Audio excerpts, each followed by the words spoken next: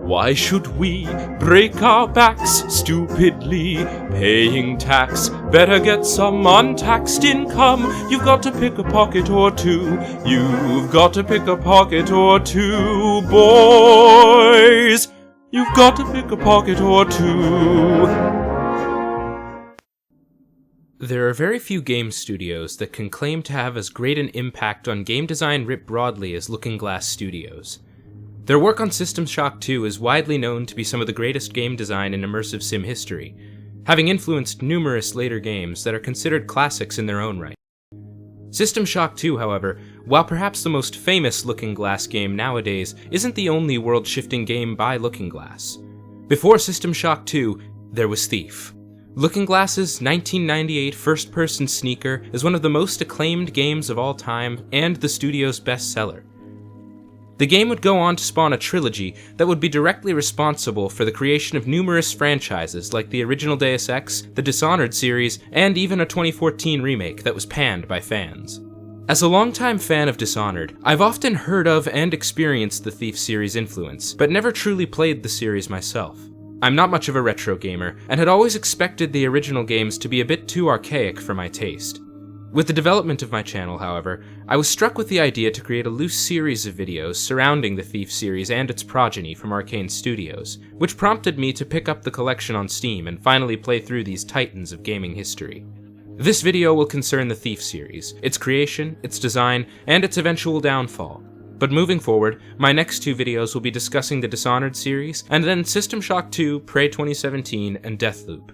My hope is that each of these retrospectives will stand on their own, but still feed off of and play into one another in such a way that they serve as effective companion pieces to one another. It's been almost 25 years since Thief the Dark Project's release, and I'm interested in tracing the design lineage of it as a progenitor of the immersive sim and how its design priorities have been developed and iterated upon over time. So now it's time to step back into 1998, to get to know my favorite games' grandpa, and figure out who killed him.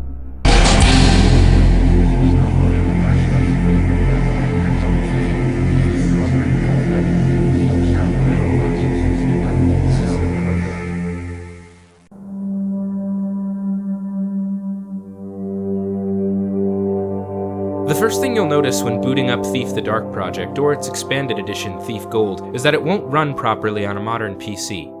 The game is old, so this is understandable, but if you want to play through the original Thief, here in 2022, you'll need to first download and install the T-Fix patch. It's easy enough to install. The setup wizard will guide you through anything you need to do, and I've included a link to the site where you can install it in the description of this video. What's interesting about T-Fix is that it makes it so that the first part of your Thief experience in 2022 is interacting with the game's legacy. T-Fix is not an official patch. Looking Glass Studios no longer exists, so naturally they can't release patches for their games. But the Thief series has cultivated such a strong legacy that even now in 2022, the dedicated fan base is still maintaining the game, allowing new players to experience it on modern devices. If Thief 98 wasn't the absolute masterpiece of game design that it is, you likely wouldn't even be able to access it today. What's difficult for me in writing about the series is that I'd usually begin any analysis of a piece of media with an examination of the historical context and the pieces of media that influenced its creation. The thing that's strange about approaching the Thief series is that Thief is the historical context. When Thief the Dark Project was released, it was one of those rare pieces of media that basically created a new genre whole cloth. The tropes and design trends of Thief 98 didn't really exist before its creation. Games like Castle Wolfenstein had used stealth mechanics before, but stealth games as a genre hadn't really been established and codified yet. It was Thief 98 and Metal Gear Solid, both released in the same year, that made the genre what it is today. Before Thief 98, first-person stealth didn't exist at all. The game created that particular niche on its own. In a certain sense, games like Thief 98 really can't be made anymore because of the development of the medium.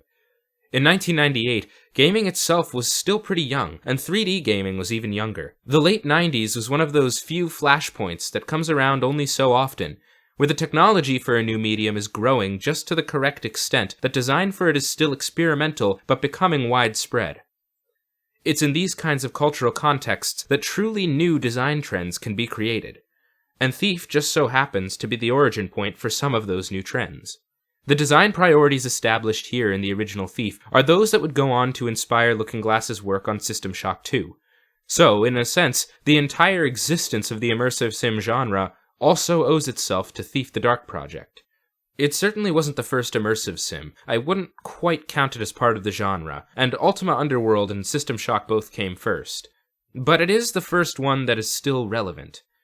Ultima Underworld is basically never mentioned today, and the original System Shock is really only remembered because of its proximity to System Shock 2. It's Thief 98 that really first coalesced Looking Glass's highly experimental design priorities into a widely accepted and critically acclaimed package. In playing the original Thief, I was immediately shocked by just how much of it translates directly into the design of the games that it influenced later in history.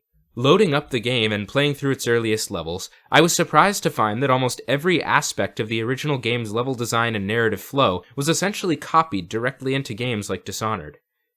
I had always known that Dishonored was a spiritual successor to Thief, but had also expected the difference in game design to be a lot more substantial than it actually is. Each of Thief's levels is a wide, labyrinthine space, usually with a specific section of the map that you're trying to infiltrate and potentially exfiltrate before the mission's through. The player can use the tools at their disposal however they see fit to traverse the labyrinthine mission and complete the objectives. Characters within the world will have conversations with one another, both significant and insignificant, sometimes offering valuable clues, but most often just adding a dash of color to the game's world. Each of the levels is designed to be a real space within the game's world, as well as an intricate navigational puzzle that can be approached in numerous different ways. I could just as easily be describing the Dishonored series right now, but no, I'm describing Thief 98. Another thing that's surprisingly remarkable about Thief 98 is that it's still an extremely tense and immersive experience to this day. Certainly the visuals are dated, but the stealth gameplay still had me bunching up my shoulders as early as Lord Bafford's Manor. Thief 98 is probably the most legit stealth gameplay experience I've ever encountered. Seeing as how it's a game from the late 90s, the developers make no concessions for player comfort, and optimize all aspects of the game towards the stealth experience.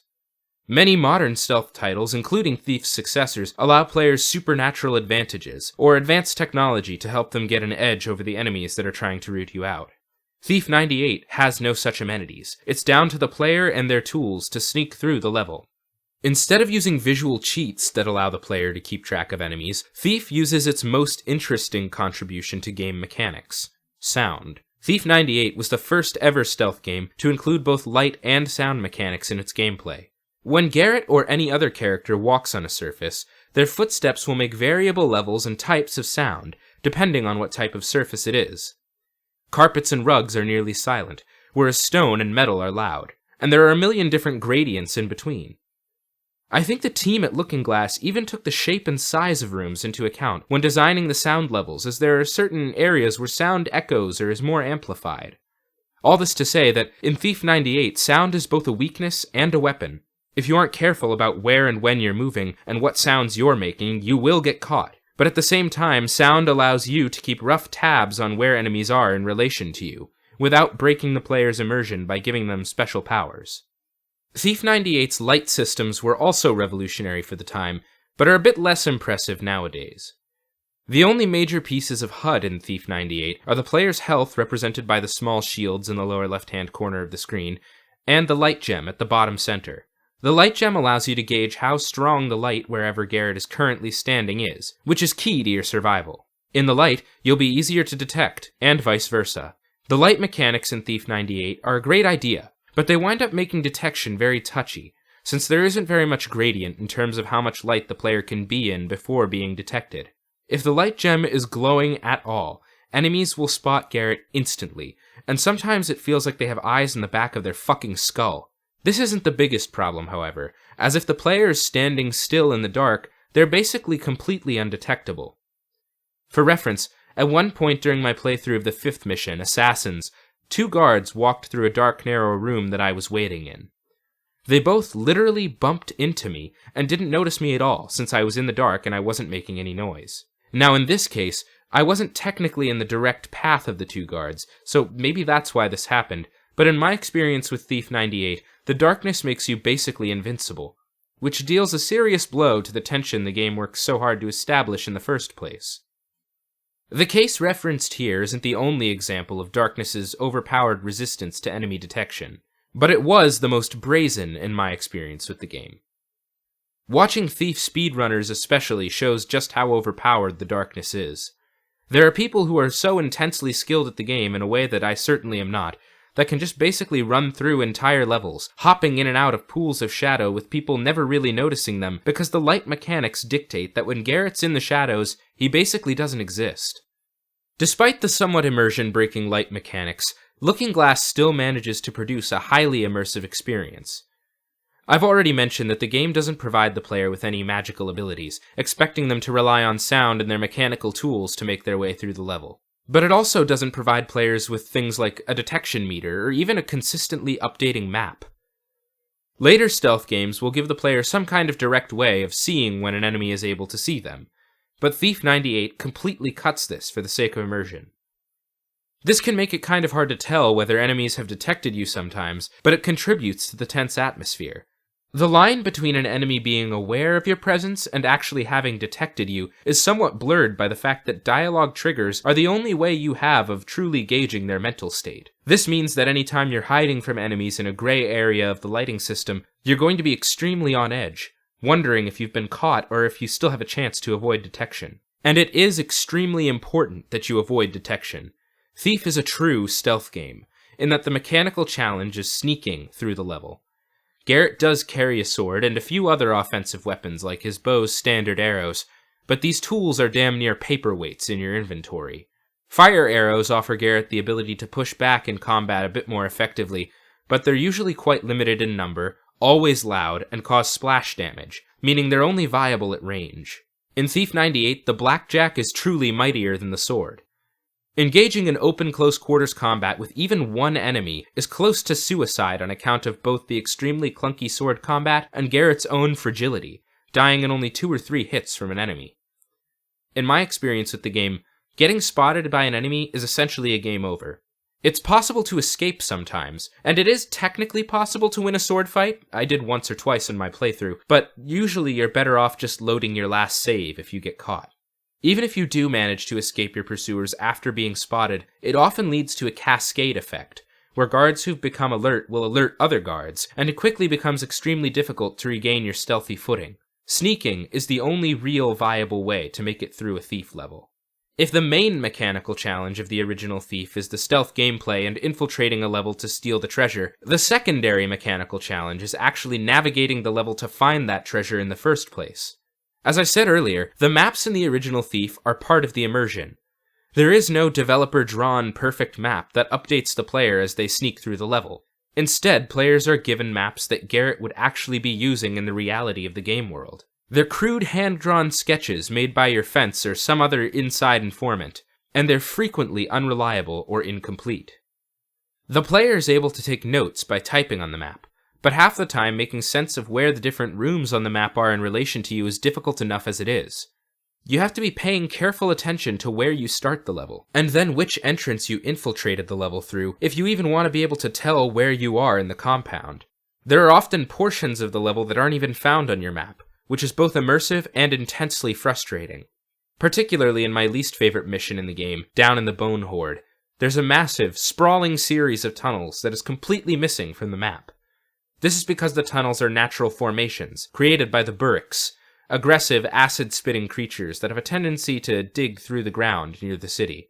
These tunnels obviously haven't been explored, and so naturally they haven't been mapped either.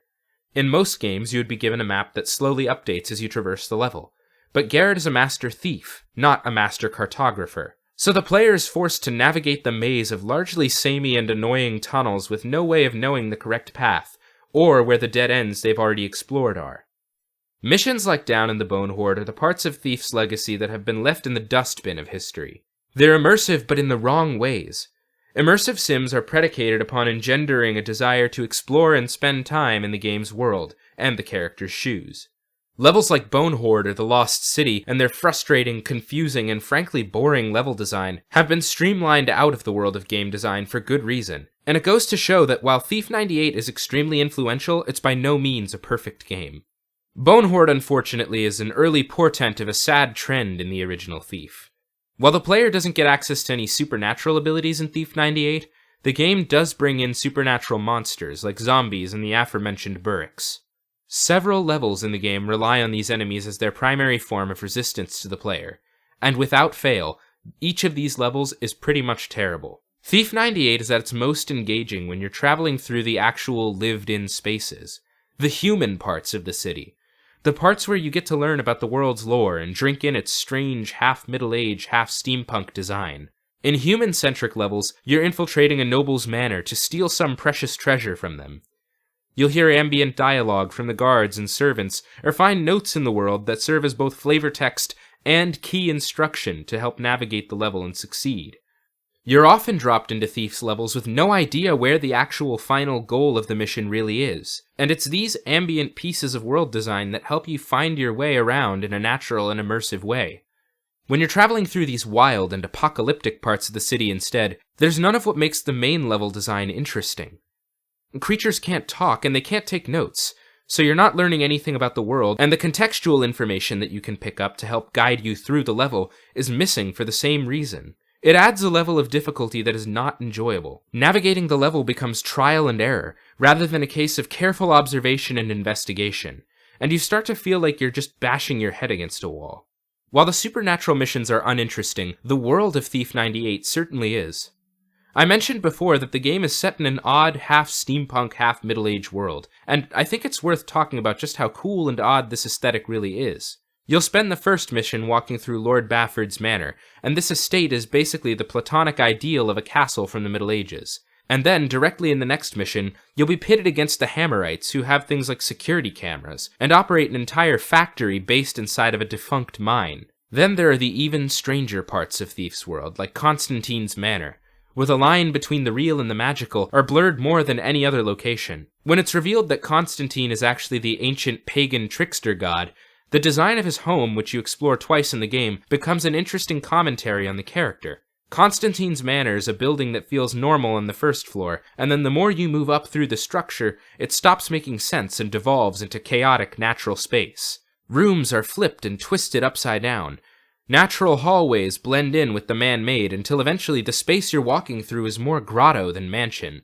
Considering that the woodsy lord has been studying Ted Kaczynski's manifesto and wants to destroy all of modernity, returning humanity to nature, his home is a representation of the pinnacle of man's engineering, literally giving way to nature, allowing the player insight into his philosophy through the game's level design. Another way in which Thief 98's level design is far more detailed than most of its contemporaries or successors. Despite the level of intricacies and world building that Looking Glass put into the level design of Thief 98, some aspects of it are still trapped in the 90s. While the vast majority of Thief 98's missions are structured and very intuitive, some of them add a degree of arbitrary difficulty that feels like it would be basically impossible to parse without a guide. I think the best example of this is the 12th mission, Undercover. The mission starts out with a great idea. Garrett is infiltrating a Hammerite stronghold, and in order to do that, he's disguised himself as a Hammerite initiate. He has carte blanche to move around a solid 80% of the level, but should he get caught in or trying to access one of the restricted areas he's not supposed to be in, the hammers will crush him into the ground. It creates a very interesting riff on the classic stealth gameplay of the title, and the comfort that is afforded to you in most of the level heightens the tension even more than usual when you're sneaking around where you shouldn't. The problem comes in with the way that you access the air talisman you've come to steal. There are 5 switches you have to find and press within 5 minutes of each other. These switches are extremely difficult to find, and there's only one place in the entire level where you can find any information on where to find them. I stumbled across it eventually, but not before I spent over an hour wandering around the empty compound, wondering what the hell I had to do to open the door. It put a serious damper on what otherwise would have been one of my favorite levels in the game. There's a fundamental issue with Thief 98 that's worsened in the Gold Edition that I think creates problems like the one I just described. Thief 98 comes from a time when every game was trying to squeeze every last drop of value out of itself. The transition from the arcade to the home was slowly nearing its completion, and games had shifted from their primary draw being difficulty to quantity of content. Thief Gold specifically just has way too many levels. The game overstays its welcome in a major way, and I think the experience would have been a lot tighter if the team had cut down the number of levels from 16 to something closer to 8 to 10 highly focused and refined levels. I can think of several levels I'd cut right off the top of my head. Down in the Bone Horde, the Mage Towers, the Lost City, and Strange Bedfellows all could have been 86'd in favor of a quick voiceover cutscene and some slight reshuffling of objectives, and I think the game would have become a far better paced experience. In the original version of the game, one of the levels I mentioned was actually cut due to time constraints, and I think it should have stayed that way. There's a wide variety of locations in the levels that Garrett gets to explore, and he'll offer his own commentary on said levels as he moves through, giving the occasional sarcastic remark that helps let us know not only how the world works, but also what he thinks of it. Thief's world and lore is quite deep, and you can learn a lot about it by diving into the various expansive wiki pages. The game, however, will engage in no expository dumps that will handily deliver information about the world or its factions to the player. Instead, the player is tasked to learn about the world by reading, listening, and looking. Each level begins with the various scriptures of the three primary factions in the world, particularly the Hammerites, but occasionally the Keepers and Pagans as well. These texts help to flesh out not only the faction's beliefs, but also where Garrett is positioned in the world. It's also interesting to see that thievery is a legitimate and unionized business within the city. There's a mission called Thieves' Guild that's often maligned, but I think is quite interesting, which reveals that Garrett is an iconoclast even in the broader thieving community for operating independently. Garrett's independence is key to his characterization in the Thief series, and it helps allow the player a neutral lens through which to see the world. Throughout the original series, Garrett will have dealings with each of the major factions, and his allegiances and feelings towards those factions will change depending on the situation. For example, in this first game, he begins by breaking his fence out of the Hammer's prison, but by the end of the story, he finds himself working alongside them, with the Pagans being the ultimate villains of the story. The first two Thief games in particular are about a conflict between nature and industry, and the need to balance progress with the safety of the natural environment. Constantine here in Thief 98, as I mentioned, wants to end all industry, but later in Thief 2, Karis will show us what happens when nature is taken out of the equation and industry is allowed to flourish unchecked. The Keepers are framed as a more neutral but ineffectual group, hanging by the sidelines and holding to a strict adherence to prophecy and their mysterious codes.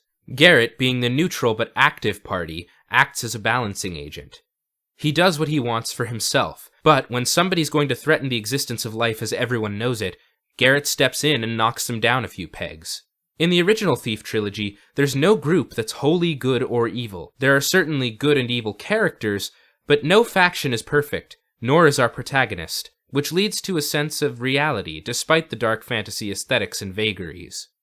I mentioned vagaries at the end of that last passage, and I think it's another interesting aspect of the world of Thief. Despite the strong world building surrounding the world's different factions, many details about the setting are left intentionally vague. We never learn what the city's currency is, who its leaders are, who controls the government, or even what the city's called. This might seem like a weakness in Thief's world building, but I'd argue it's actually its greatest strength. The vague spaces left in Thief's setting prevent the player's mind from getting bogged down in the minutiae that are unnecessary to the story. The only thing that truly matters to Garrett, and by extension the player, is the job at hand. Who he's robbing, and what he's taking. This means that oftentimes the beliefs and operating structures of the different factions are useful to Garrett in order to understand how to steal from them, but knowledge of the overall structure of the city and how it works isn't strictly necessary. The other strength created by Thief's vague spaces is a sense of timelessness it creates. Thief's world is highly anachronistic, blending dark fantasy aesthetics with steampunk. If given a more specifically defined time period, political climate, or governmental structure, it might disrupt the delicate balance at play with the game's contradictory aesthetics. Thief's City is primarily just a landscape, in which the game's different visual aesthetics and factions are allowed to mix and match into different combinations without fear of getting too weird for a viewer to stomach, or being too unbelievable given the city's existing power structures. I think the last really cool and unique thing about Thief 98's design that I honestly can't think of another game replicating is the title's approach to difficulty. In most games, even Thief's Descendants, difficulty is approached by just making the game more mechanically difficult. Enemies will spot you faster, dealing more damage, etc. Thief 98 instead approaches difficulty by making the level itself more difficult. When you change the difficulty in the original Thief or Thief 2, you'll notice that the objectives of the mission change in accordance to the difficulty. Sometimes you'll have to steal an extra treasure, or the amount of additional loot you'll need to take will increase, or you'll have to ghost the mission as a requirement. This even helps the game create variable difficulty curves. On normal difficulty, you won't have to exfiltrate a level until the sword, which is the 6th mission in the Gold Edition. But, if you're playing on hard or expert, you'll have to infiltrate and exfiltrate starting at the very beginning. Not all of the added difficulty objectives are stellar, but it's a really excellent approach to variable difficulty. It makes you really feel the choice to play on a higher difficulty, increasing it in a way that's more tangible than simply shifting stat blocks. I really love this method of constructing difficulty, and I wish more developers would follow this example. Thief 98, despite its flaws, is still considered a masterpiece of game design for good reason. Its place in the history of gaming is warranted and well-deserved. Its hardcore stealth gameplay and highly immersive level design are still extremely effective to this day. And if this game didn't exist, most of my favorite games in the modern era probably wouldn't either. This is why I call this game and franchise my favorite games as Grandpa. It's the old, classic originator of the design trends that led to the creation of most other stealth games and immersive sims. That said, nothing is perfect, and you're never going to get every aspect of your game's design right on the first try. That's why we have Thief 2.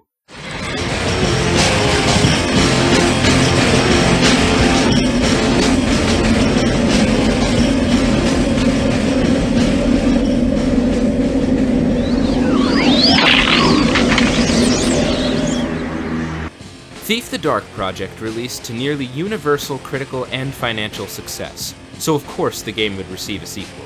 Between Thief 98 and Thief 2's release, Looking Glass produced System Shock 2, another foundational pillar of and possibly the first real example of the immersive sim genre, and they signed a contract with Eidos Interactive to produce 4 more Thief games. Little did either party know that Thief 2 The Metal Age would be the last game Looking Glass would ever produce. The difference between Thief 98 and Thief 2 is less pronounced than it is with most games and their sequels. The project wasn't approached as a redefinition of the series, but rather as a process of refinement. Thief 2 is very similar to the original game in many ways, and moving between the two of them it will feel damn near like playing the same exact game. But that process of refinement of the concepts introduced in the original Thief game does come through in a number of interesting ways. Before we can discuss those ways, however, we'll have to actually get the game running on a modern PC. Yes, unfortunately, Thief 2 is still a bit too archaic to run properly on a modern device without modding. Luckily for all of us, however, the Thief fanbase never fails to disappoint, and a tfix 2 mod exists. It works just the same as the original tfix. Click the link in the description and download the exe, and then run it and install the mod into whatever folder your Thief 2 program files are stored in. Voila! You can now play Thief 2 The Metal Age. tfix is a godsend of a mod, and it is absolutely required if you want to make the game run smoothly, so go ahead and download it at the link in the description. Now that we've all downloaded tfix and played Thief 2, we can talk more about how it interacts with and iterates upon the original title. I was only kind of kidding before when I said that Thief 2 was perfect. The game itself certainly isn't. I suffered a number of glitches in my time with the game, guards clipping through walls and the occasional crash or save corruption. Both of the original duology are relatively buggy games because of sheer pressure and time constraints that they were developed under. Look at any developer interview or historical article surrounding the development of the original 2 Thief games, and you'll find that the process was like trying to push a boulder uphill. It's remarkable that either of the games managed to make their way out of development hell. What I mean when I say that Thief 2 is a perfection of the original game is not that it's a perfect game itself, but rather a perfect sequel. Fellow video essayist Shifrilus Productions has a video about Shrek 2 of all things that raises the idea that while it's impossible to create a perfect piece of media, it is possible to create a perfect sequel. I tend to agree, and I think that the metrics he uses to evaluate the quality of a sequel are highly valid, and so his 4 pillars of a perfect sequel are the framework I'm going to be looking at Thief 2 with. The first pillar of sequel perfection is expanding the universe. The main way that Thief 2 expands the universe is by shifting the balance of power. Before, in Thief 1, there was a certain level of balance between the factions. They mostly seemed to keep to their own until the moment when the trickster gets hold of the eye. Here in Thief 2, with the pagans routed, the Hammerites and City Watch have taken control of the city. It's notable that in the first game, the different nobles all seemed to have different private guard regiments. Here in Thief 2, Truert's new city watch with the Mechanist Hammerites have basically taken complete control of the city. We get to see very quickly how the city has changed because of Garrett's actions in the previous game, when we infiltrate the City Watch's headquarters, giving us an introduction to the fact that the Mechanists and law enforcement have become thoroughly intertwined. In addition to the shifting balance of power, Thief 2 is also the first game in the series that lets us interact with the pagans. The pagans were mentioned a lot in the first game, but never really made an actual appearance outside of the Woodsy Lord himself. Thief 2 has an entire mission devoted to exploring an actual pagan village, and we get to look at their way of life.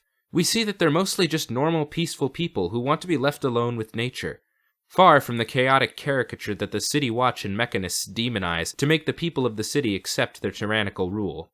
Garrett will even get to use pagan tools through his partnership with Victoria, vine arrows, which are essentially just strictly better rope arrows, and weird little frog grenades. We see the universe expand as well with the new robotic guards created by the Mechanists that patrol the hallways of the city's wealthy. I want to take a brief aside to discuss the robotic guards, because they don't ruin the levels they appear in the same way the supernatural enemies of the original game did.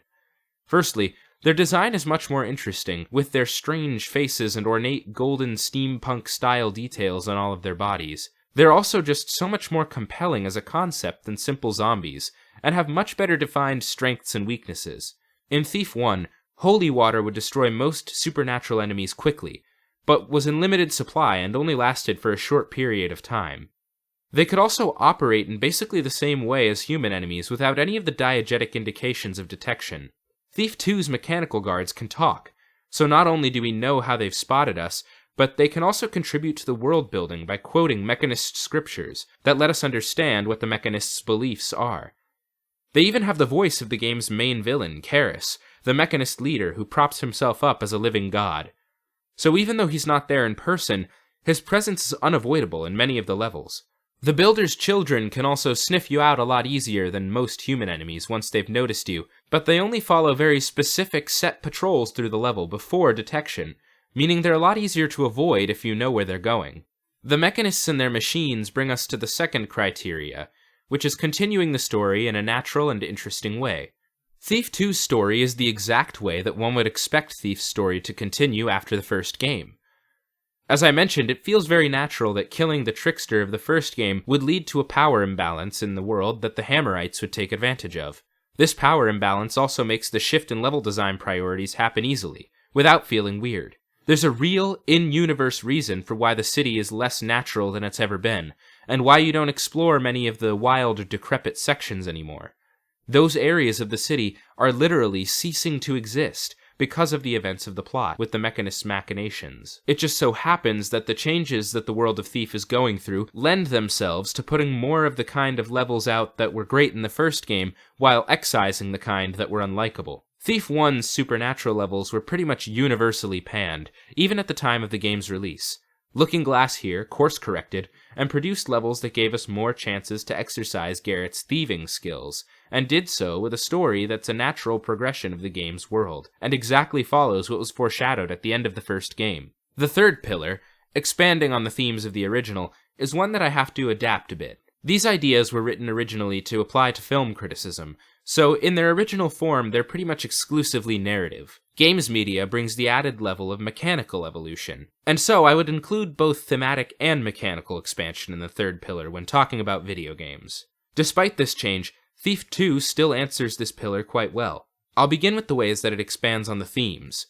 Thief 1 had strong themes of the conflict between nature and industry. The pagans and hammers are groups that are diametrically opposed, being on their respective sides of the spectrum, and Garrett operates as the agent of balance, or at least he tries to. Thief 1 hinted in its final cutscene that there was still danger to come in Thief 2's titular Metal Age, and it's essentially a direct consequence of Garrett saving the city from the trickster in the first game.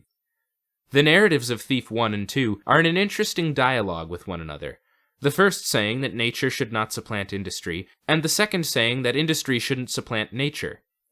In this way, the original Thief duology is about the importance of maintaining balance between the natural and industrial world. We'd seen the first half of this theme in the original game, and now Thief 2 gives us the second, naturally expanding on the themes of the original work.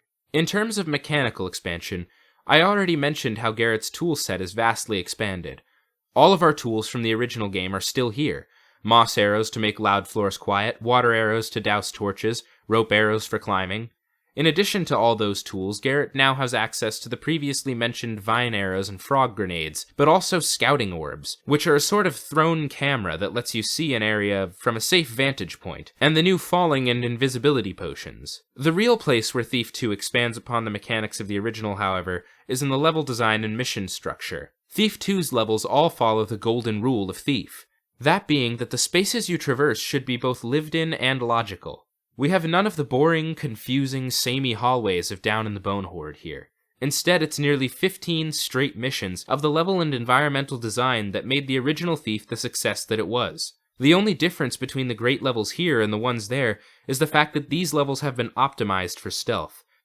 They've all been carefully designed to have multiple effective approaches, and different ways that you can explore and sneak around the level.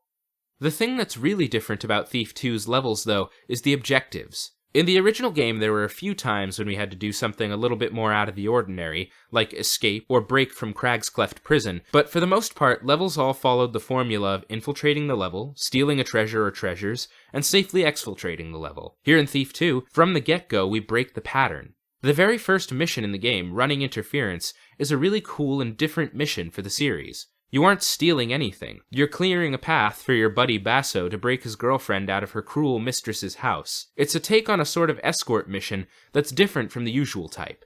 Rather than having to protect an annoying, helpless goon, you have to set up the level in such a way that your guy can move in and out without encountering any trouble. It's like a stealth puzzle, where you have to move through, infiltrate thoroughly, steal as much as you can, and then blow the whistle for the game to check your work. Thief 2's levels are also almost all more complicated than they seem at the first blush. It's common for you to set down on a level with a specific objective, only to find out halfway through the level that your initial purpose was only the tip of the iceberg. The best example for this is the level Blackmail, where you're initially infiltrating to interrogate Sheriff Truitt with a recording you stole from the bank in the previous mission, only to find out that the sheriff has been murdered about halfway through your infiltration. This did happen in the original game, but only a few times, and has here been leveraged and expanded upon in the sequel. It keeps things exciting, and makes it so that when you're entering a mission, you never truly know what's going to happen. Thief 2, in a lot of ways, feels like Garrett's evolution from a thief to a spy.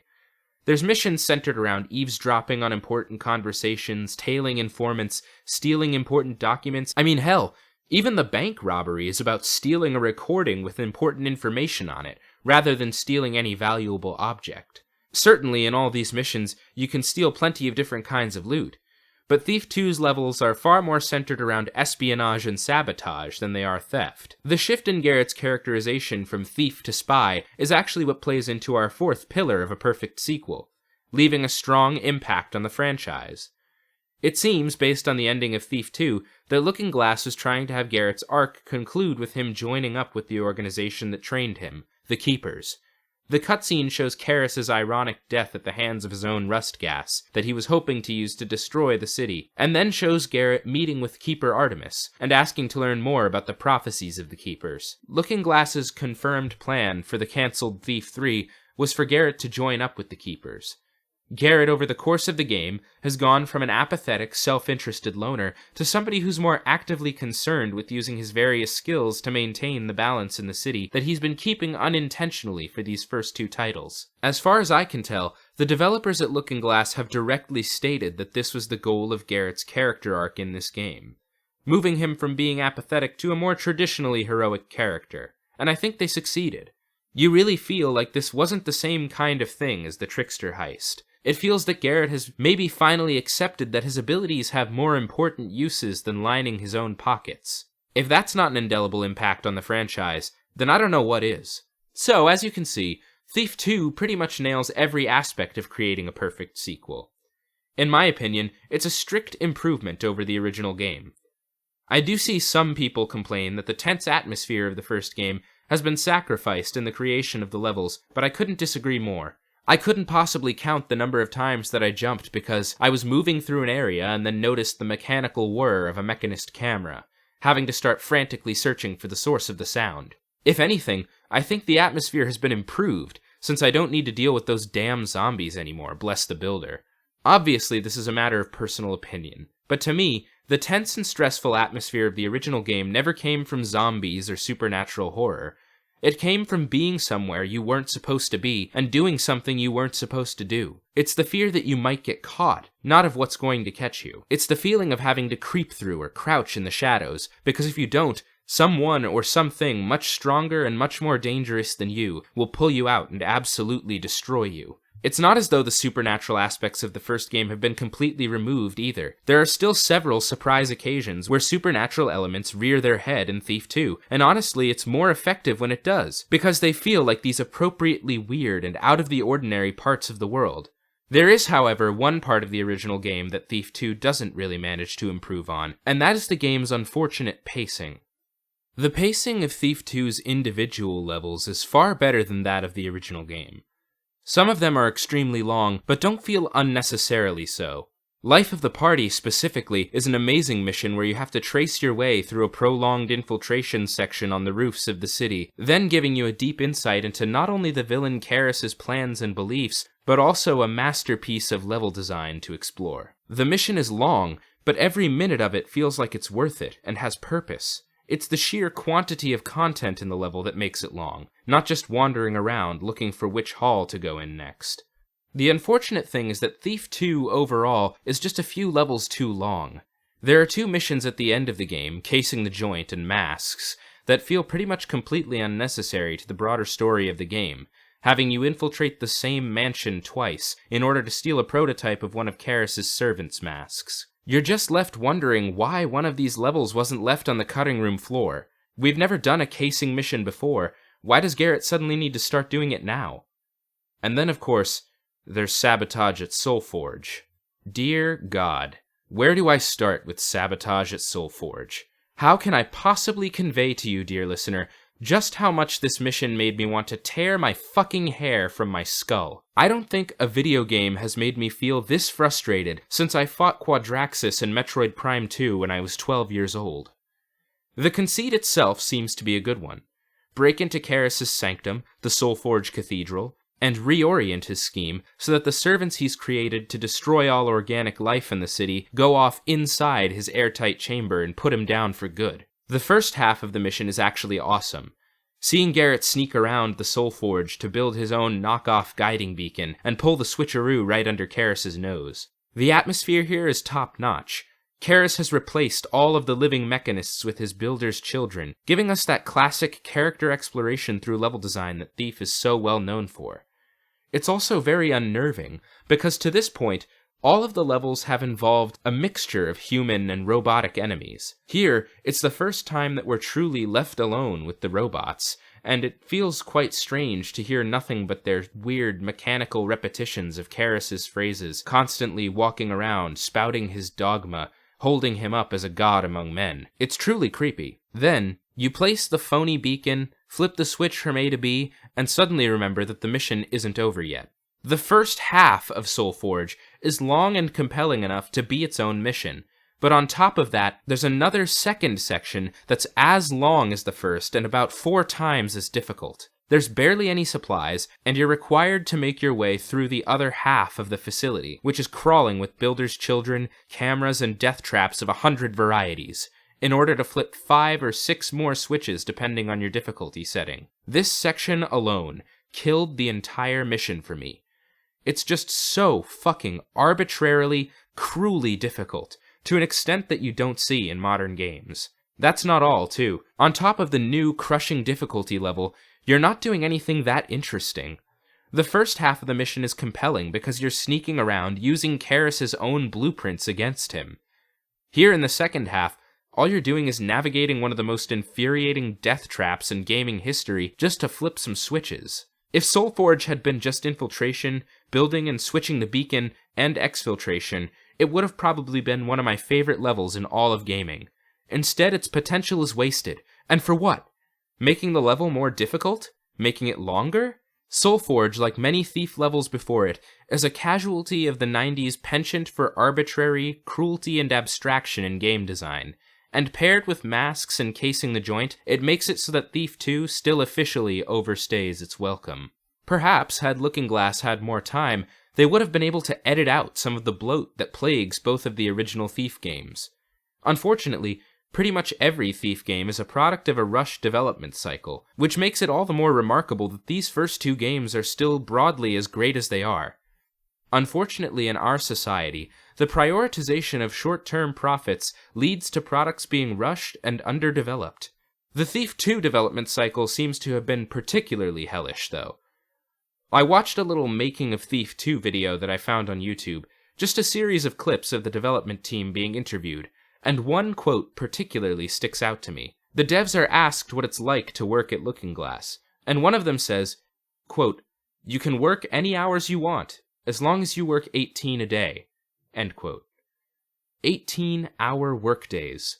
Even if this is partially facetious, just imagine the amount of stress and burnout these developers must have been experiencing for them to have thought of this joke in the first place.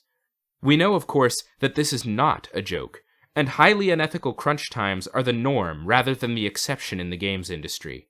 And this was the standard when making the sequel to a game that was already highly successful. I'm sure that Thief the Dark Project's development was just as hellish, if not more. Imagine the quality of games this duology could have been had the developers been allowed to work in a more comfortable environment. Had they been given the time to worry about things like pacing or fine-tuning. Exploitative labor practices are a common thing in the games industry, and crunches like the one that the Looking-Glass Studios employees in the video I mentioned are becoming even more common, not less. These workers, who poured their blood, sweat, and tears into Thief and Thief 2, managed to make two of the greatest games of all time, while still being subjected to barely humane working conditions. So while I may whinge about pacing and levels that should have been cut, I think it's more important to take into account the people who made these games sacrificed for them, and they sacrificed a lot. The fact that the original Thief duology exists at all, and is anywhere near as good as it is damn near a miracle. They're products of visionary development teams, who put their lives into making these great works of art, and that work has gone on to inspire and guide the work of countless other development teams for good reason. So thank the builder for Looking-Glass, and for Thief and Thief 2.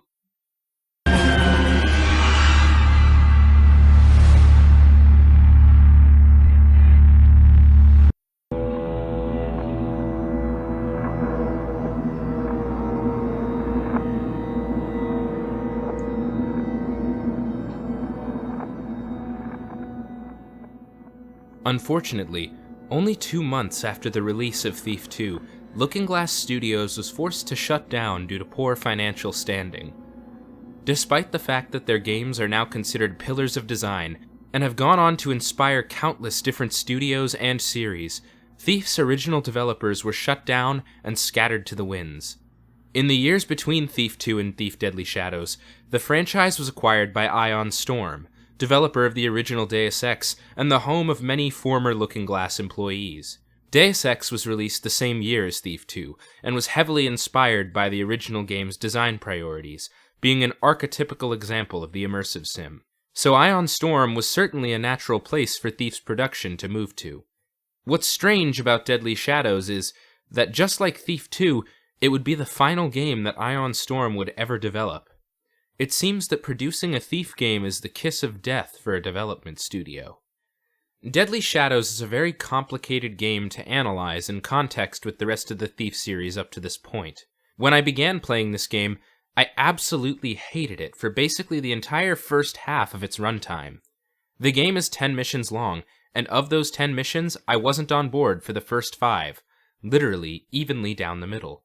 My perspective changed so much that I had drafted more than half of my section on this game for this video, and decided I had to scrap it and start from scratch. From my perusal of fan and critical opinions, most people seem to view this game as a valiant attempt to recapture the design priorities of the original 2 games and close out the original planned trilogy.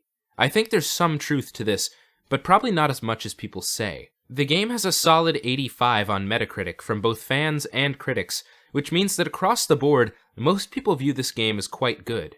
I don't usually give games numerical scores, but if I had to give Deadly Shadows a grade similar to Metacritic to represent my feelings in contrast with the broader community, I would say I'd probably put it somewhere between a 60 and a 70. Not necessarily a failure, but skirting the line for sure.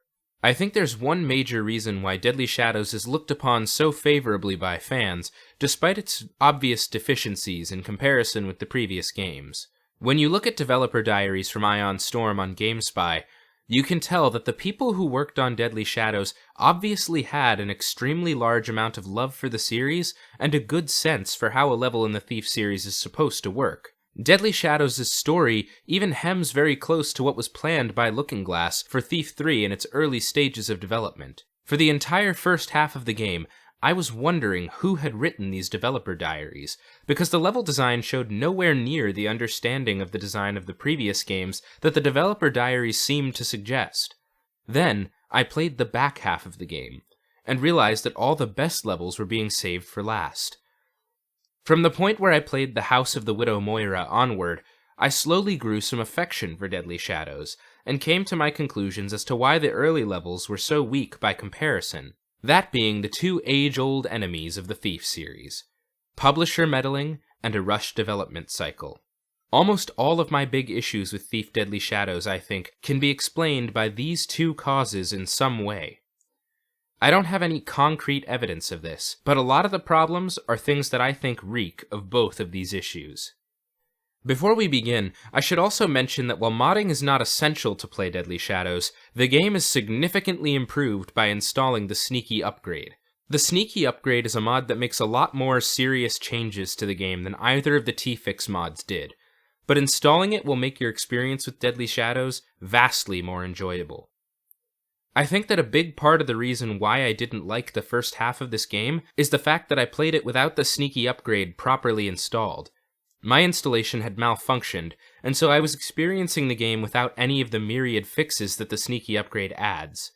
At the halfway point, I uninstalled and reinstalled the mod correctly this time, and instantly noticed a massive difference. My impression of Deadly Shadows was that it was seriously lacking in slapdash in many ways, and I still hold that to be true about the base game. Just like the two T-Fix mods, I'll include a link to the Sneaky Upgrade in the description. I would strongly recommend against playing this game without it. I will still be talking about my problems with the base game, but I'll note where the Sneaky Upgrade fixes or papers over those problems.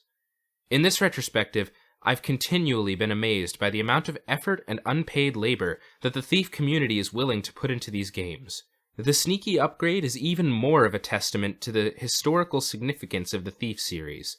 It's so great and beloved by its fans that they'll pour their free time into fixing problems that the developers of the game either weren't given time to or didn't feel were problems to begin with. Let's begin by discussing what I noticed very quickly about Deadly Shadows, which is the numerous aesthetic problems that the game has. I mean, there's no accounting for taste, but at least to me, this game is really quite ugly. I mean, look at these menus. I don't want to rip off Mandalore Gaming too much, but they're using fucking papyrus font. I mean, who does that? That's like one step down from using Comic Sans. The 3D buttons look like crap, and then of course, there's Garrett's new full-body 3D model. He's ugly! Ugly! Ugly! Ugly!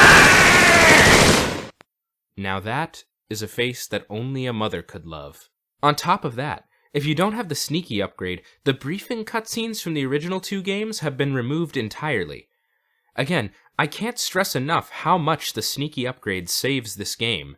The briefing cutscenes were a great part of the atmosphere of the original two games, and anything that helps me not spend time looking at these ugly-ass purple smoke menus is something I'm glad to see.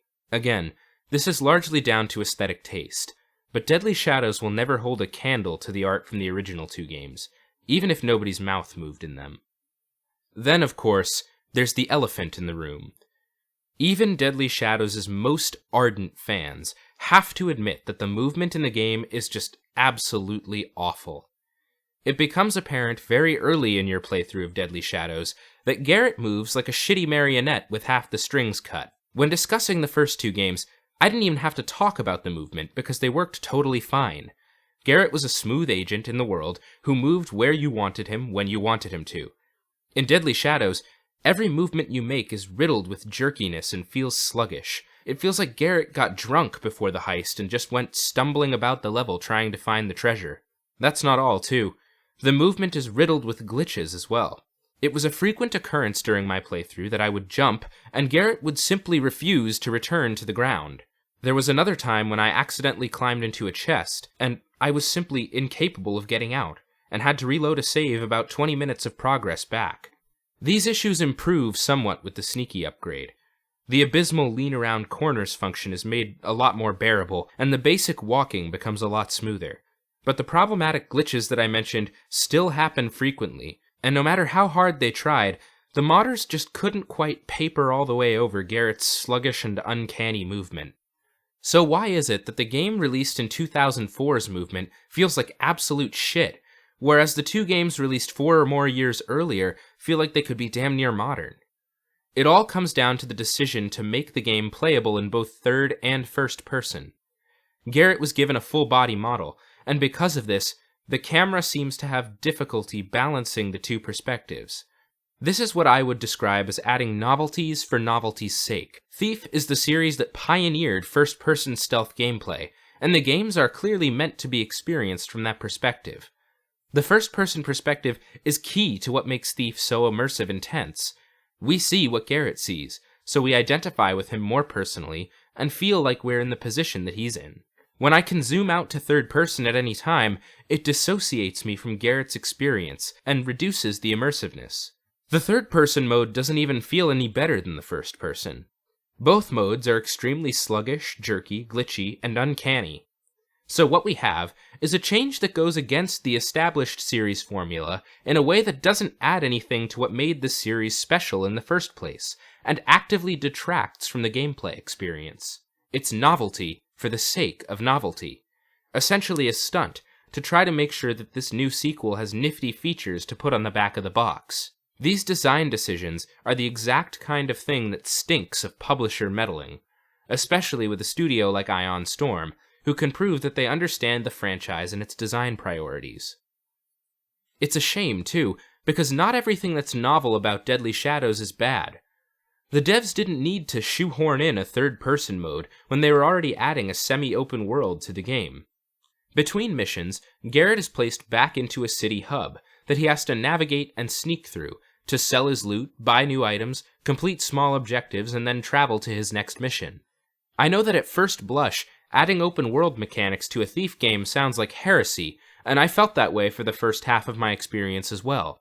I thought it was annoying as hell to walk between the multiple different fences just to sell my shit after every mission, and then go to an entirely different store to buy things. Not every fence buys every type of loot, which is extremely frustrating, as it adds to a lot of annoying busywork between missions. It may have been less immersive, but I really think that this aspect could have used some streamlining into perhaps just adding a black market shop in each district. Despite my gripes, however, I slowly saw the city hub of Deadly Shadows for what it actually was. A gigantic, sprawling level that the player slowly learns over the course of their time playing the game. About 2/3 of the way through the game, Garrett gets framed for the murder of the Keeper's glyph translator, and has to sneak through the city hub while being pursued by Keeper assassins. This was the moment that made me come to appreciate the city hub as a level. I found myself using my pre-existing knowledge of the hub world to outwit the vastly superior Keeper assassins, and I suddenly realized that I was actually enjoying the hub world. My time spent there had been practice that had paid off in a real mechanical way, rather than just extra wasted padding between missions.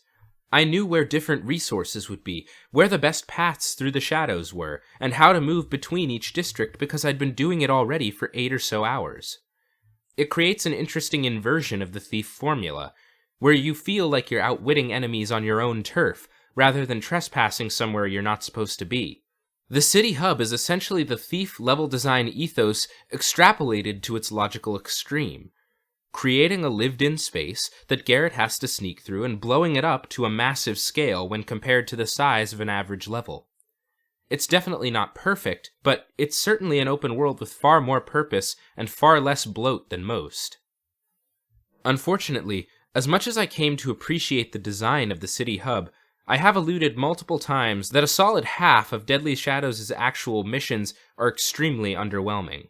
I think this was a result of something that was relatively new in gaming when Deadly Shadows released, that being the Xbox.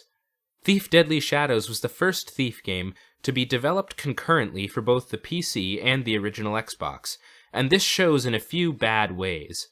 Firstly, it shows in the controls. Deadly Shadows predates the mass popularity of the weapon wheel, so you have to scroll through all your tools like in the old games. I was hoping that with the introduction of controllers, this would be different, since I vastly prefer using a gamepad over a keyboard and mouse. But unfortunately for us controller-loving sociopaths, the keyboard-mouse setup is still far more viable. Secondly, and more seriously, the levels in the first half of Deadly Shadows feel severely dumbed down when compared to the early levels in the original two games. They're extremely short, which isn't inherently a problem. I'm a big believer that if something can be said or done effectively in a concise manner, it should be. But they're also nowhere near as involved as the original game's levels. I don't think linearity is bad on the face of it in game design, but it is bad in Thief game design. Thief is all about being able to approach the level with your own method, and the emergent gameplay that comes out of that. The labyrinthine nature of the levels in the original two games was key to how they achieved that. In the early missions of Deadly Shadows, I felt like I was walking down a linear path disguised as a Thief level. To support this, let's take a look at some maps from Deadly Shadows and compare them to maps from the original games. Compare the maps of the first real level in the original Thief and the first real level here in Deadly Shadows. Both missions are designed to not be overly difficult, but provide a good introduction to the game's formula moving forward.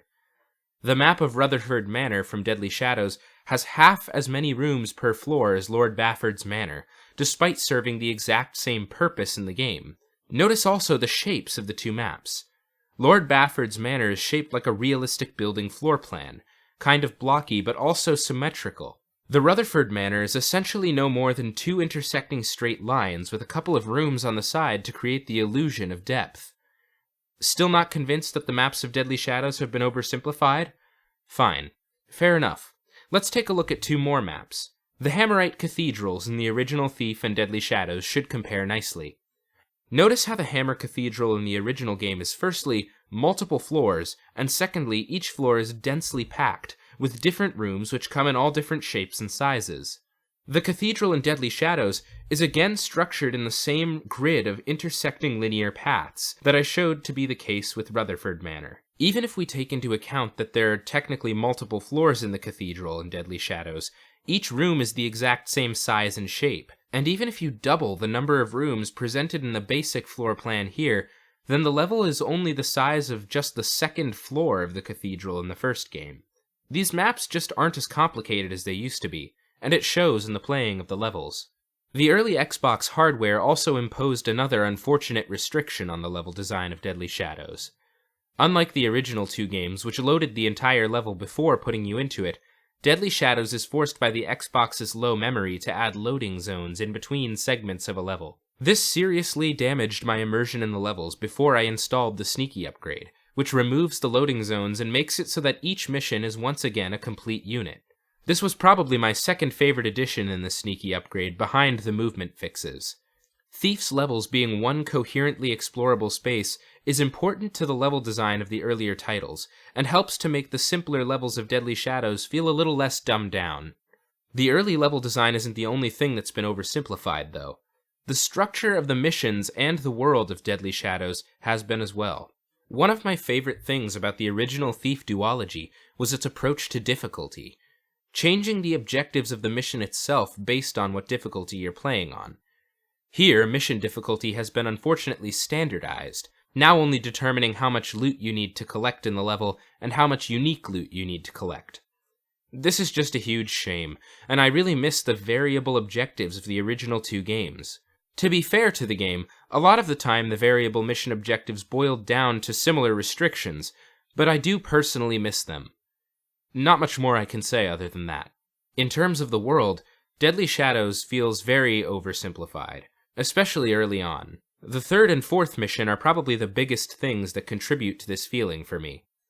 Each of these missions focuses on stealing an object from a pagan and Hammerite stronghold, and serves as our main exposure to the factions during the game. The story broadly focuses on the Keepers, so this is really all we get from the Hammers and Pagans in the entire story.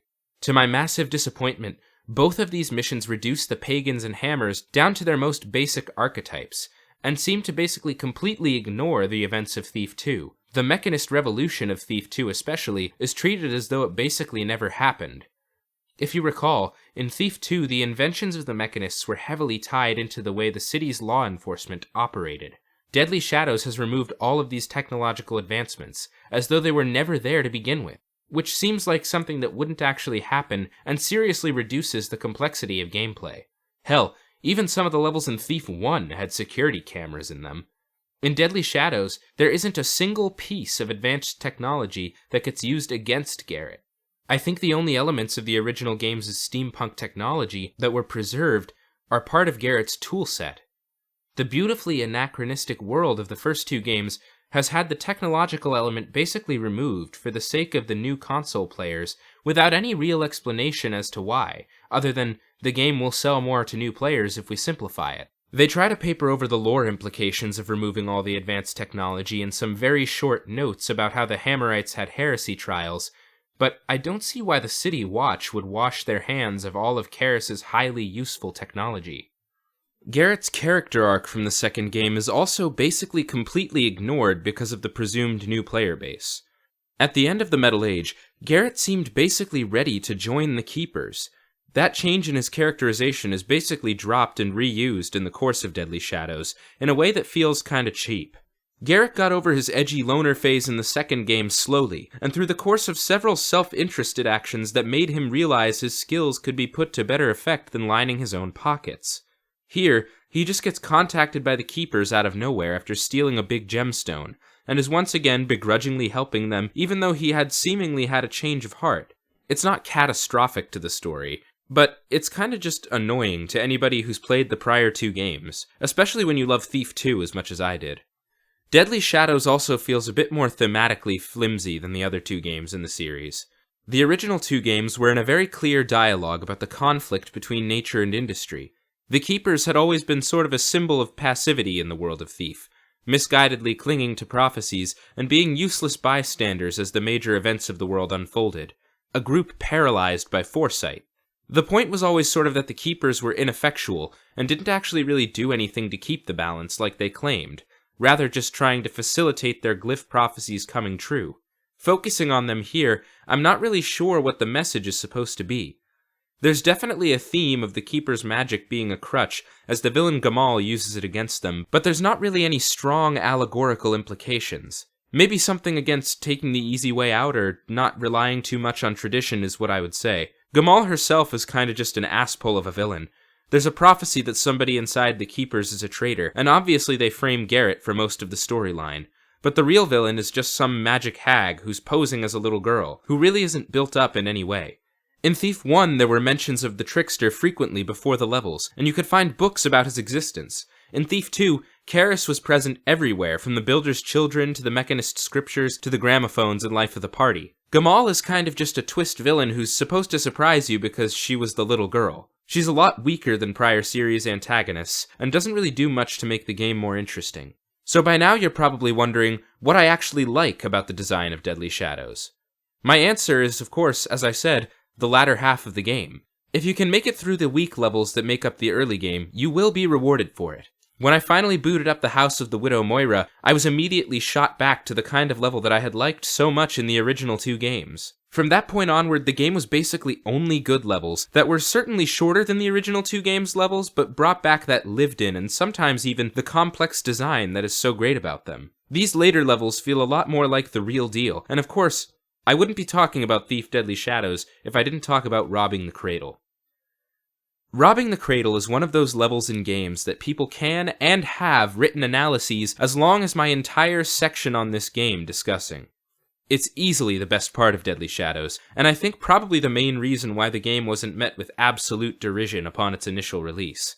The mission details Garrett's trip into a haunted, hybrid orphanage/insane asylum, and leverages the Thief series' penchant for sound design to startlingly horrific effect. Up until robbing the cradle, I had been disappointed with the sound design in Deadly Shadows in comparison to the first two games.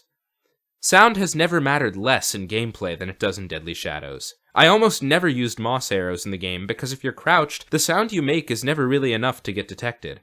Moss arrows are really only useful here to allow you to run across surfaces that you otherwise couldn't without being detected. Robbing the cradle, however, brings back sound and recontextualizes the light mechanics of the game in a big way. The biggest way, to my mind, that robbing the cradle creates its horrific atmosphere is in its upturning of the normal roles of sound and light in the Thief series to this point. Typically in Thief, the way that you keep track of enemies is with sound, and the way that you hide from them is with shadow. In robbing the cradle, your method of hiding remains the same, but your method of keeping track of enemies becomes tied to light as well. The puppets in the White Hall, bodies of the asylum's deceased patients reanimated by the malevolent will of the building, are extremely quiet compared to most enemies, making your only reliable way of tracking them the flickering of the lights that's caused by their approach. Add to this that the cradle constantly creates creepy red herring sound effects, and you have an upturning of the normal formula that generates a feeling of wild discomfort in the player. You're used to being hunted down in a level, but never before has Garrett truly run the risk of someone or something else sneaking up on him. Randy Smith, the designer of both Return to the Cathedral in the original game and Robbing the Cradle, theorized that the reason a level creates discomfort in the player is because it violates their boundaries between safety and danger. This new element of feeling as though the level's enemies are intruding on Garrett's tactical space, the world of the silent and the sneaky, violates the player's existing boundaries in a serious way, without making the enemies frustratingly difficult to detect while moving through the level. I played through the mission in the middle of the day, and it still managed to get me tense and creeped out. It's masterful design, and truly deserving of its massive critical acclaim. The fact that Randy Smith worked on the original game also shows through in the level's environmental storytelling. A lot of the levels in Thief Deadly Shadows lack the degree of environmental storytelling that was present in the original two games, but Robbing the Cradle also brings this back in a big way.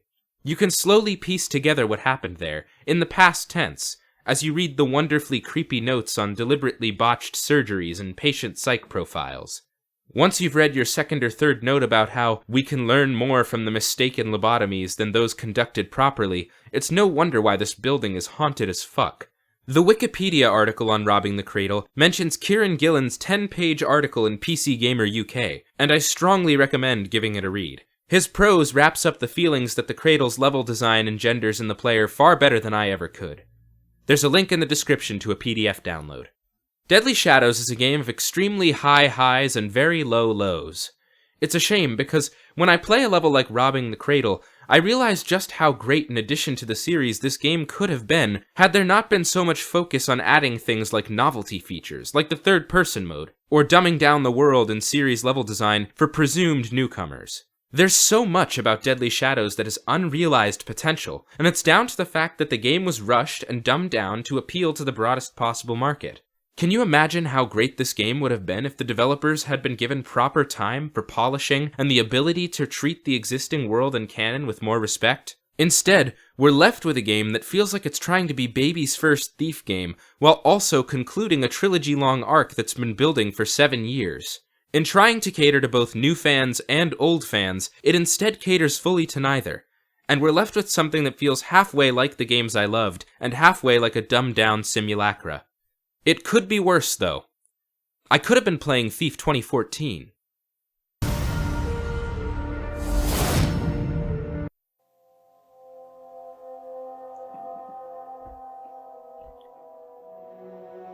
The first impression that you'll get when researching Thief 2014 is that it's a game reviled by the broader Thief community. If you want to know where Thief 2014 stands with the community, then just look at the Thief wiki. There's expansive information on the missions and lore of every game, even differentiating between the Dark Project and its re-release Gold. Every game, of course, except for the 2014 reboot. The game is so reviled by the Thief fanbase that they don't even include it on the fan wiki. It's just straight up not considered part of the series. That alone is evidence enough that the game is hated by the fanbase, but if you still don't believe me, just look at r/Thief. If you search a query like what's the best Thief game, or Thief games ranked, or which Thief game should I play first, You will, in every comments section, see absolute and nearly unchallenged hatred for Thief 2014.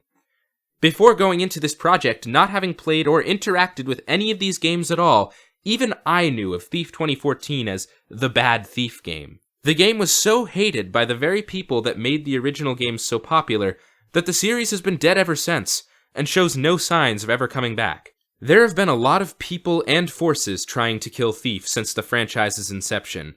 Antagonistic publishers, severe budgetary and time constraints, hell, even the death of Looking Glass Studios itself threatened to kill Thief over the years, but the one who finally succeeded was Eidos Montreal. If we really want to know how Thief died, we're gonna have to carve our way through the corpse of Eidos Montreal's 2014 reboot. I was expecting when I started playing Thief 4 that it couldn't possibly be as bad as people make it out to be.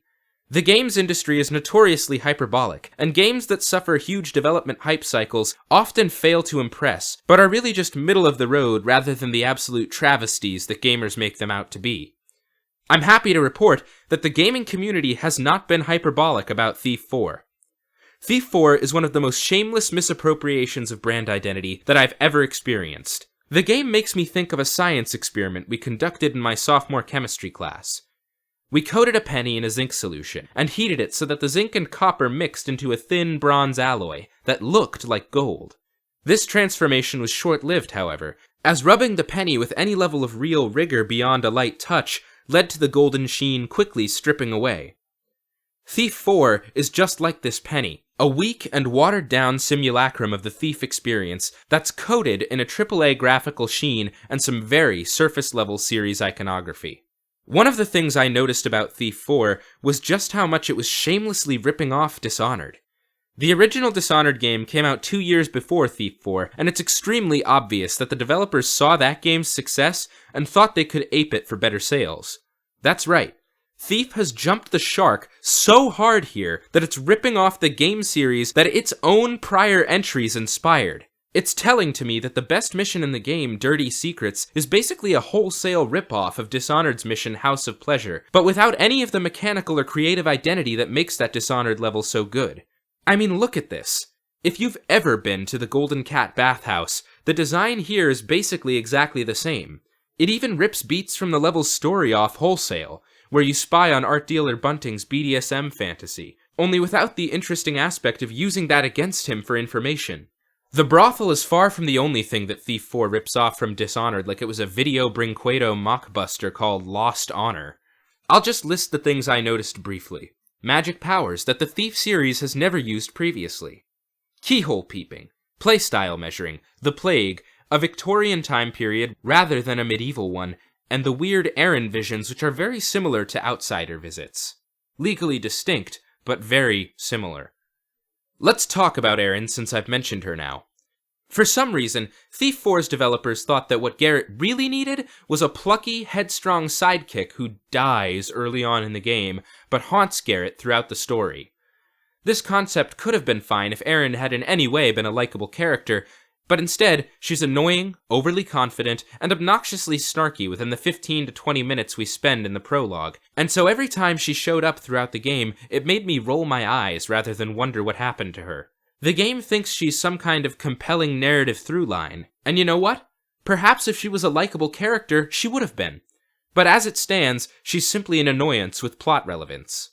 She also feels like a backfired attempt to add a quote-unquote powerful female character to the series. Not like we didn't already have that with Victoria in Thief 2. Around the time that Thief 4 was released, Gamergate was in full swing, and there was a lot of feminist criticism going on of games as a medium. Erin 100% feels like a cynical product of this discourse, and as a result becomes a hilarious failure to include a good female character in a game. Look, I consider myself a feminist, and I understand that games media has a particularly bad track record with women's representation. I think it's great to add new female characters to games, and as I've said before, I'm no gender studies professor. But let me try to explain why Erin is a disgrace as an attempt at a feminist TM character. Throughout the story, she basically acts as a human MacGuffin, to be chased and fought over by the story's otherwise entirely male cast. I think this is best exemplified by the game's climax. There's 2 whole missions where she's literally being treated like an object to be fought over by both Orion, one of the game's numerous villains, and Garrett. There's a whole cutscene where the 2 of them are literally fighting over her unconscious body like she's an object. She then uses the primal, which I'll talk more about later, to kill Orion and fight Garrett as though that somehow makes up for the fact that she's been treated like an object for the entire game and has no more depth to her character than a snarky exterior, and being Garrett's motivation for proceeding through the story. It's funny because it reads like the developers thought they had a powerhouse feminist character on their hands, but have just a complete lack of understanding of what gives characters agency in a story. The result, hilariously, is a complete backfire, where the game would have honestly been less sexist if Erin had never been created in the first place. I've already completely deconstructed her character, and didn't even have to mention the fact that her costume is a set of sexy mental hospital rags. And yes, it's exactly as weird as it sounds. The other characters don't fare much better. I'll talk about Garrett later, because that's a whole other weird can of worms. But in this game, none of the other characters are interesting. Now, in the old Thief games, the characters honestly didn't matter much besides Garrett, because he was the only person we really spent any time with. But Thief 4 is a game that's cinematic, TM. This game comes from the tail end of that time when gaming was embarrassed to be its own art form, and so every aspect of it has been streamlined, and gameplay is broken up every 5 minutes to make way for boring, long cutscenes for the sake of making it more like a movie. The cutscenes are, and I don't say this lightly, barely functional. It's honestly an embarrassing degree of shoddiness for a AAA title. When the very first cutscene in the game loaded for me, the characters' mouth flaps were out of sync with their spoken dialogue. This turned out to be the rule, not the exception during my playthrough, with cutscenes more often than not being glitchy and riddled with lag. Keep in mind, this isn't the kind of thing that was made in a bunch of MIT students' dorm rooms. This is published by Square Enix. This project had nearly infinite money behind it, and yet still its cutscenes function this poorly. Maybe it's due to poor optimization for PC, but that's not an excuse for garbage functionality. So because this is an interactive Thief animated movie, now Garrett has a dumb annoying friend, who of course is named Basso, because one time in the first mission of Thief 2, Garrett mentioned having a friend named Basso, and he has a dumb annoying nemesis with a stupid name. I mean, what the serious fuck does the title Thief Taker General mean? I mean, seriously, can somebody please explain to me how this name alone isn't a joke? Top it off with the fact that he looks like fucking Snidely Whiplash, and you've got a recipe for a character that you couldn't take seriously if you tried. Karis in the second game had a stupid voice, but that was part of his characterization. He was an awkward, reclusive, and mentally ill engineer. He's not supposed to be a cool guy, and that was part of what made him dangerous. People underestimated him because of his seeming weakness, and allowed him to come within inches of destroying the entire city. This dumbass thief-taker general has no grand plans, he has no interesting beliefs, he's just a big meanie. And the same is true for the other villains, whose only motivation is, I want power. The power is more literal than it sounds, too. Everyone in Thief 4 is chasing after a magic rock called the Primal. The Boulder! Which isn't inherently bad. Outside of Thief 2, the games have always been about MacGuffin hunting. But at least the MacGuffins of the previous games didn't have stupid-ass names.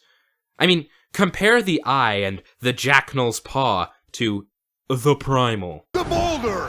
The name doesn't even make sense, and the game never even makes it clear what it is. It's like the devs said, well, it's a Thief game. We have to have something that Garrett needs to steal. But they didn't understand that the stuff Garrett stole in the old games was interesting because it had interesting designs, caused stories with real thematic significance, and often had hidden lore within the world that you could find. The Primal, the Boulder, is just a dumb glowing rock, or I think some kind of dumb glowing energy with dumb glowing powers that I don't even think the writers understood. Speaking of the Boulder, we should also discuss the new magic powers that Garrett has. Garrett's lack of magical powers has always been part of what makes his identity as a stealth protagonist unique to me. Here in Thief 4, his robotic eye has been replaced with a magical one that gives him a ripoff of Dishonored's dark vision. And there are a myriad of other superpowers that can be unlocked by buying what amount to skill points. At the risk of sounding like a stodgy traditionalist, Thief has never been about having magic powers, and adding them goes strongly against the mechanics of the series to this point. Stealth in Thief has always been first and foremost driven by sound. I talked in my discussion of the first game about how sound is both a weakness and a weapon. Here, sound has been demoted to only a weakness. It's hardly ever useful for keeping track of enemies in relation to Garrett, and instead, the player is expected to use their magic abilities to overcome the gameplay challenges.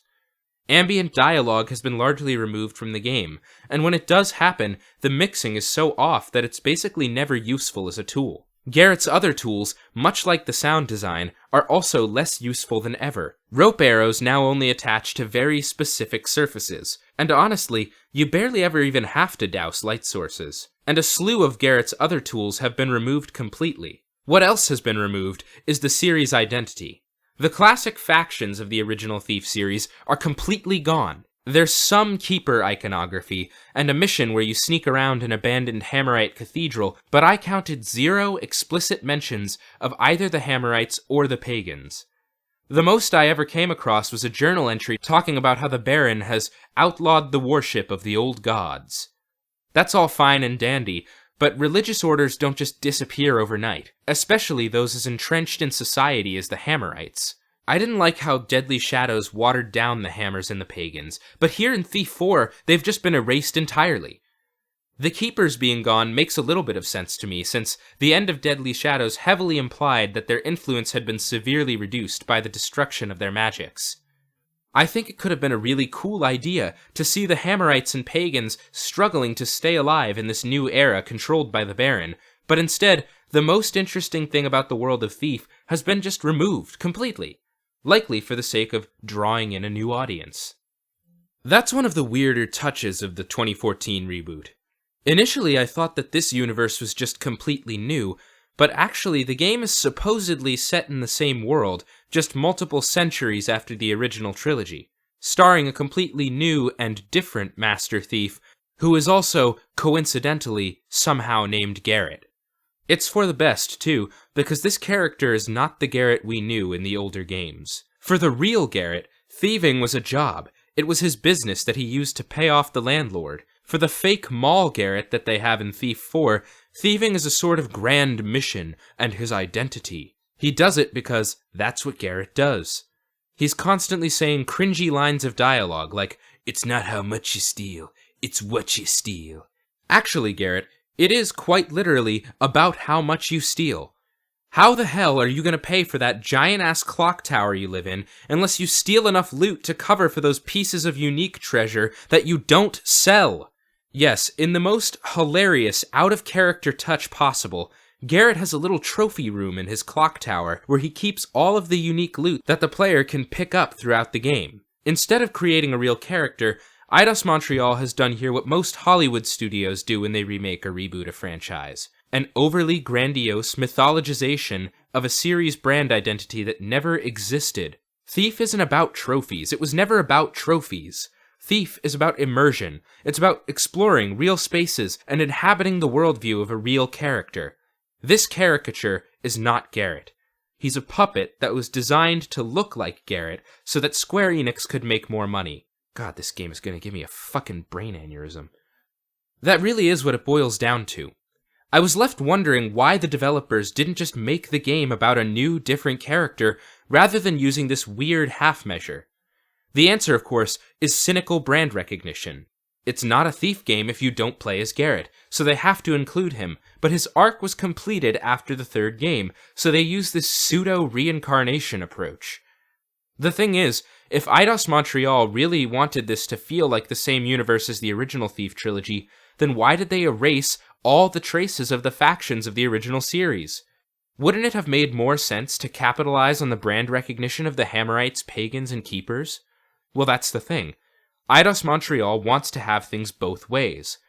I said at the end of my section on Deadly Shadows that the game wanted to cater to both new players and old players, and therefore catered to neither fully. Thief 2014 reads like Eidos Montreal saw that criticism and based an entire game on playing into that exact design flaw. The lore surrounding the conflict between the old factions was very in-depth. and so people who only had a cursory knowledge of the Thief series might not know enough about them for them to make full sense in the reboot. But Garrett is iconic, even to people who've never played the original titles, so naturally he has to be there if you want to use the Thief branding. It's just barely enough of the surface level iconography to justify using the Thief IP's name, but none of the deeper lore and world building that players loved about those original 2 games. And it's not like these new factions, the Graven and the Baron's City Watch, are interesting enough to make up for the fact that the old factions are gone, either. The Hammers and the Pagans were factions that could be told apart simply from looking at their character designs, or even just reading a book they wrote. They had completely different ways of speaking, cultures, and beliefs that were diametrically opposed and played into the themes of the story.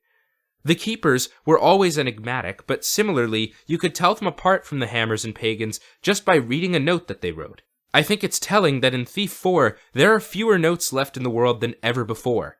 None of the factions really leave much behind to talk about their beliefs. Beyond just that, though, I couldn't for the life of me tell the factions in Thief 4 apart. And even though you're working for the Graven for more than half the game, they still attack you on sight. They talk the same, they look the same, and they both only want power for the sake of power. As I said an eon ago, there's an important reason why we never learned much about the world of Thief outside of its factions. The anachronism of the setting was protected by the vagaries left in the setting. The conflict of the story was more thematic, more allegorical.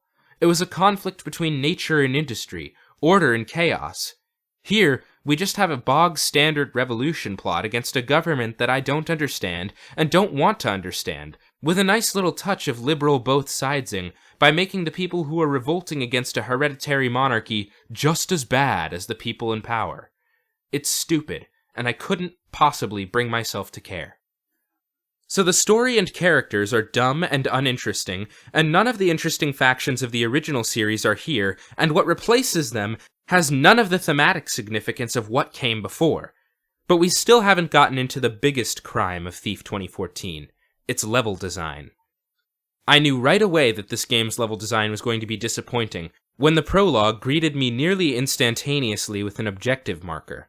None of the previous games had used objective markers, because diegetic navigation of the level was a key part of both the challenge and the immersive nature of the games.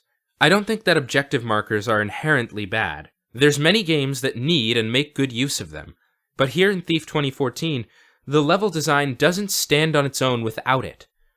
In the original games, you didn't need one, because the levels were sensical spaces that guided you where you needed to go, or made you want to explore. Little did I know that the addition of the objective markers would be far from the worst thing that Thief 4 did to the series' level design. I think the best indicator of the level design priorities in Thief 4 is the second major mission, Dust to Dust. In this level, Garrett is sent to a slaughterhouse-turned-morgue in order to steal a ring from a dead nobleman. About 10 or 15 minutes into the level, Garrett is compelled to jump onto a meat hook and ride the literal rails from set piece to set piece in order to progress with no ability to backtrack or diverge from the path. I mean, what else do I have to say? The game has literally put the level design on rails. It condemns itself far better than anything I might ever write could. Dust to Dust is the most obvious that the game ever gets with its linearity, but pretty much every level in the game is just as linear and amounts to moving through a series of corridors from set piece to set piece. What this amounts to is the feeling of a Thief-themed amusement park ride. You move along rails and see the aesthetics of a Thief game, but without any of the actual substance or mechanical agency that the best levels in those earlier games afforded you. I've said it before and I'll say it again. Linearity in game design isn't inherently bad, but it does fly in the face of everything that the Thief series stood for. Design moves like this are the reason why people don't even consider Thief 2014 to be a part of the series. The on-rails feeling isn't confined just to the level design as well. In Deadly Shadows, I thought that Garrett's movement felt absolutely terrible, and Thief 2014 does feel a lot better than that game. Garrett is once again a fluid and smooth agent in the world. One might even say that it's too smooth, almost like it's on a rail. Thief 2014 apparently went to the Assassin's Creed school of movement.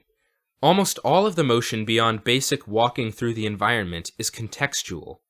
That means that unless the game wants you to be able to jump a gap or climb something, you won't be able to. And all the more daring movement is relegated to simply holding a direction on the thumbstick and the left trigger. It creates a weird feeling of dissonance where Garrett is running around the environment and jumping huge gaps and doing flips or whatever the fuck, and climbing up walls like an Assassin's Creed character. But you're basically doing nothing the whole time. There's a real feeling of the developers saying, you'll go where we want you to, and move how we want you to, and you'll like it. And I'd take the freedom of Deadly Shadows' jerky, glitchy mess movement over this any day.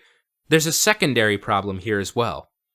When the developers will only let you move how and where they want you to, you find yourself having to intuit which parts of the environment can actually be used to progress. The focus power helps to ameliorate this somewhat, but there was still plenty of times where I was trying to climb on a box or a scaffold, only to find that the game just wouldn't let me climb it because the contextual movement dictated that the surface wasn't interactable. It also makes dropping from ledges annoying as hell.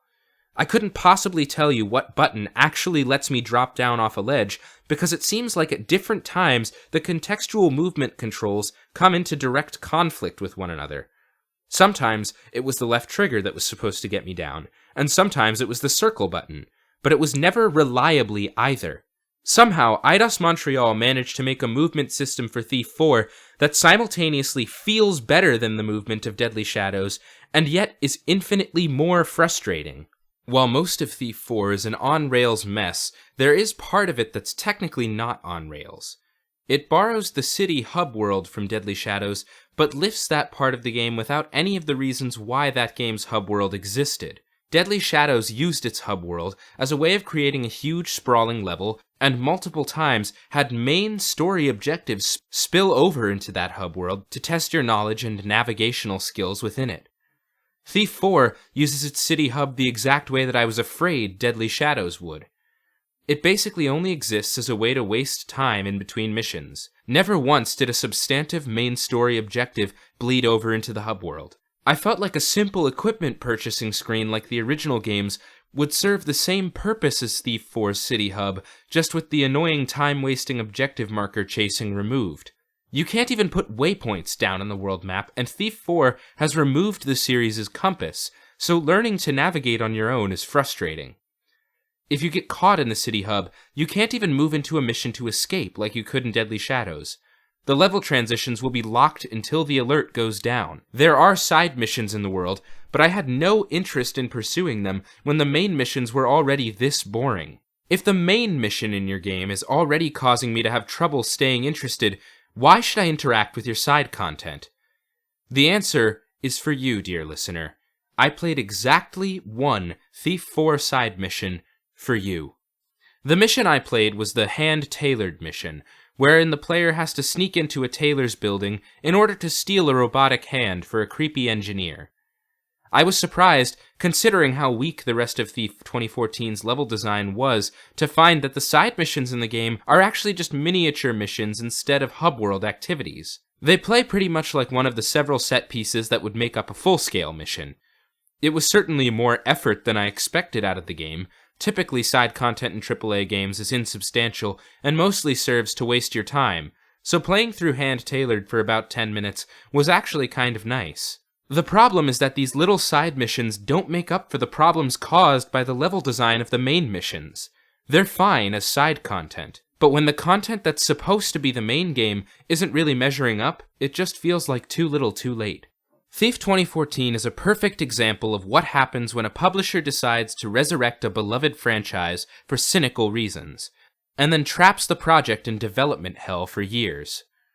The game has streamlined out everything that brought the series its critical and financial success in the first place. Square Enix thought that if they had Eidos Montreal develop a next-gen AAA Thief game, they would have a massive cash cow on their hands, with none of the effort involved in making an original IP.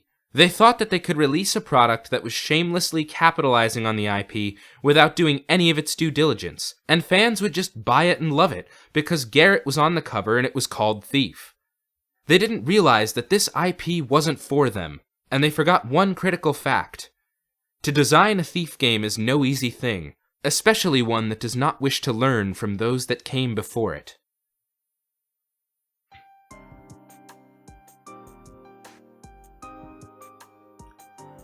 The story of the Thief series is a story of capitalism destroying great art. At literally every step of the franchise's existence, from cradle to grave, the series has been plagued by problems created by the demands and issues endemic to the gaming industry. Over time, those demands grew more and more severe, as gaming moved from being a niche market that popped up in the offices of a few MIT graduates to a gigantic, multi-billion-dollar industry controlled by multinational tech companies.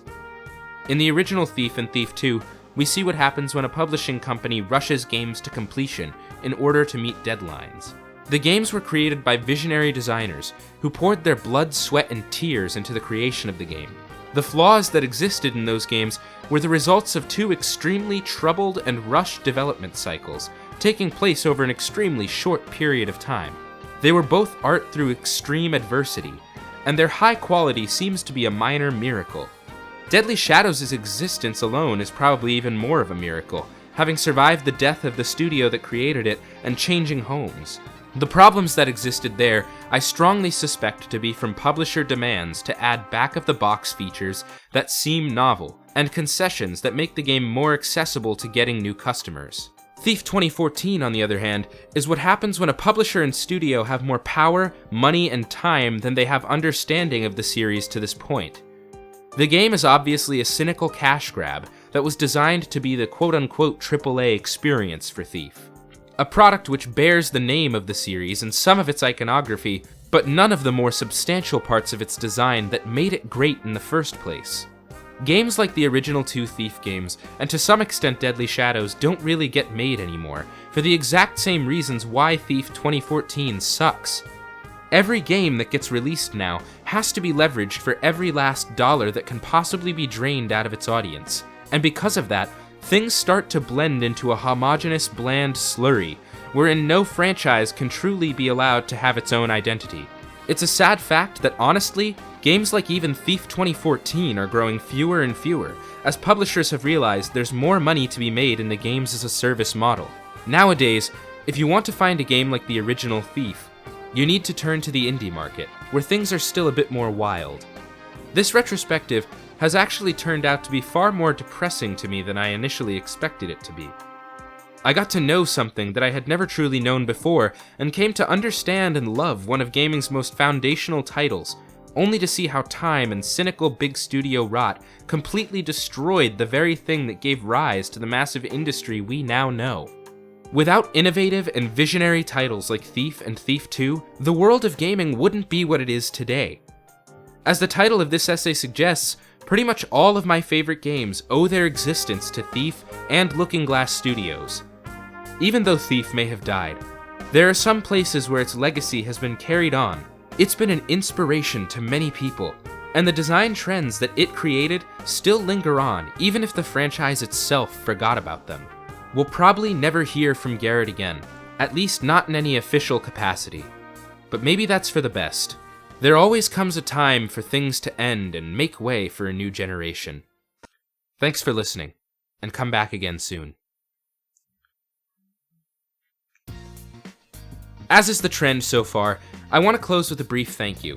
If you've made it this far, you've listened through the first feature-length stage in a multi-part passion project, so I give you my wholehearted thanks. I also tried to add some more interesting editing elements to this project, so constructive feedback is appreciated. Also, I really do recommend checking out that PC Gamer article on robbing the cradle. It's a great little piece of games journalism. These videos take a lot of time and work, but I have a lot of fun with them, and I hope that any of you out there who stumble across them do too. Thank you again for listening, and I hope you come back next month for the next stage of this trilogy, Dishonored, Requiem for a Thief. Catch you later.